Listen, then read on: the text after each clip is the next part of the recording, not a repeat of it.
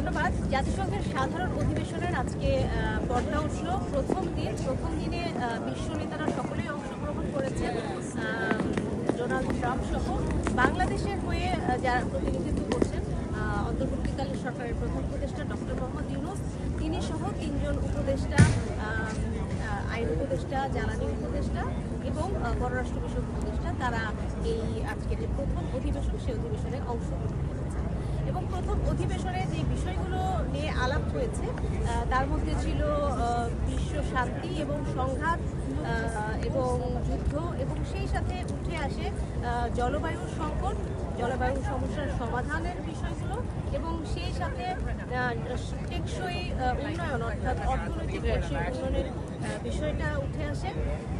সেই সাথে উঠে আসে মানবাধিকার সুরক্ষা সহ এই বিষয়গুলো নিয়ে আসলে প্রথম অধিবেশনে আলাপ হয়। এবং তার পরবর্তীতেই এখানে প্রায় 1.5 ঘন্টা অবস্থান করার পরে প্রধান উপদেষ্টা চলে যান WTO এর মহাপরিচালকের সঙ্গে সাক্ষাৎ করতে। WTO এর মহাপরিচালকের সঙ্গে একটি বৈঠক হয় যেখানে উঠে আসে বাংলাদেশের সাস্টেইনেবল ডেভেলপমেন্টের জন্য এবং টেকসই অর্থনৈতিক উন্নয়নের জন্য তিনি RMG সেক্টর সহ বেশ কিছু ইস্যুতে কথা বলেন। এবং তারপরে প্রধান উপদেষ্টা সাক্ষাৎ করেন ওয়ার্ল্ড ব্যাংকের প্রেসিডেন্টের সঙ্গে, এবং সেখানেও তিনি দারিদ্র্য বিমোচন সহ বাংলাদেশের উন্নয়নের পক্ষে এবং বেকারত্ব ঘোচানো সহ অর্থনৈতিক উন্নয়নের বিষয়ে তিনি আলোচনা করেন।